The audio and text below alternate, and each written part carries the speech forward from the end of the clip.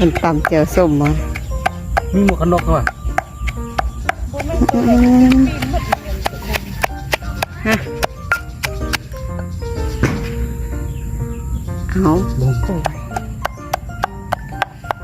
ส้มสีแซ่บเนาะบ่ไงตำเจียวส้มอยู่ทุ่งนาบรรยากาศนี่เป็นทุ่งนาเด้อ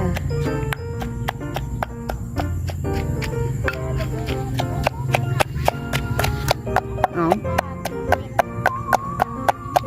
แต่ย่างเป็นเบื้องหน้า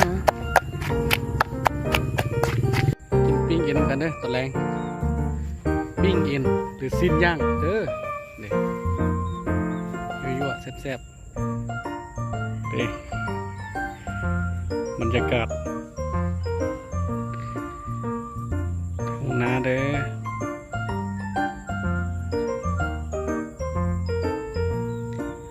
สบายสบายทุ่งนาน่าจะเบ่งขึ้นนิดนึงเด้อช่วงนี้กินดูหลายโหด